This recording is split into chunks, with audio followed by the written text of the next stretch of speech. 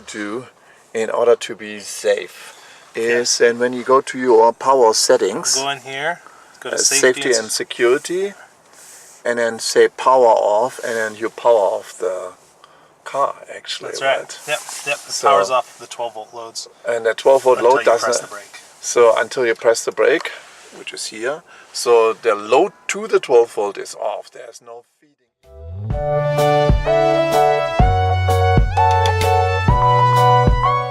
Okay, cool. So first thing we got to do is remove the front liner. So you've got to remove these little leads that come into the back of the light fixtures. You need to press the tab and slide them out. Then just work your way around the edge, removing it from underneath the rubber gasket. Then the carpet will come out. Then the next part that needs to come out is the front tub. So to get the front tub out, there's a number of bolts around here, and we'll just need to remove all of those.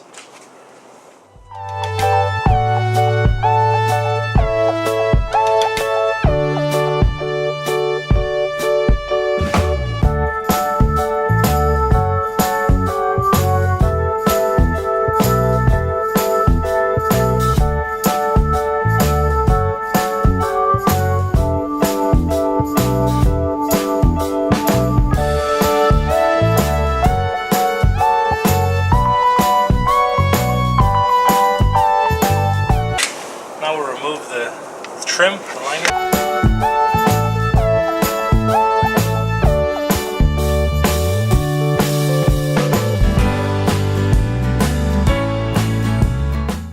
And just make sure we get these wires back so we don't pull them with the front. Yeah, put the wires back in there.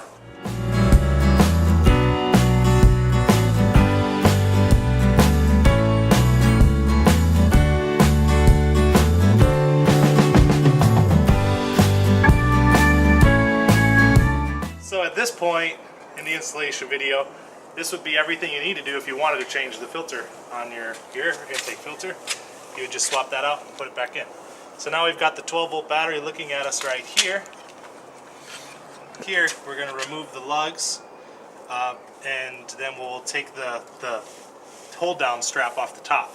Be careful when removing the lugs to not have the positive lug touch anywhere that there's metal in the vehicle.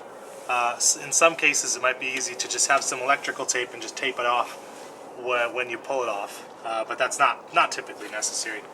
Having the car powered down should prevent it from causing a problem, but you never know if there's a little bit of residual power there.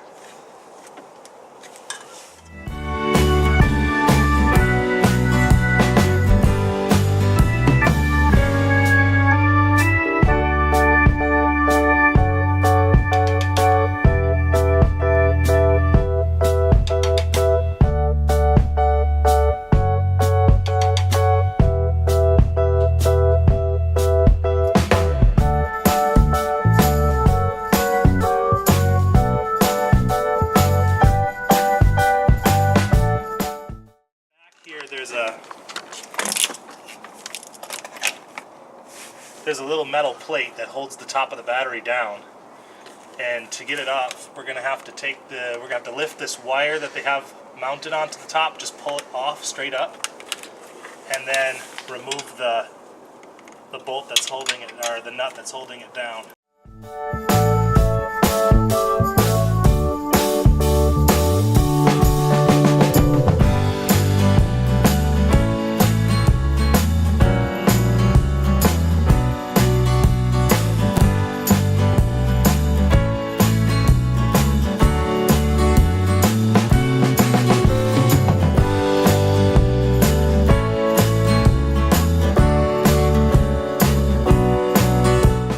So on the next step, you'll need a 13mm wrench, and you're going to remove 2 bolts that hold down the top of the battery mounting bracket. After you've removed those 2 bolts, then you'll be able to tilt the battery forward.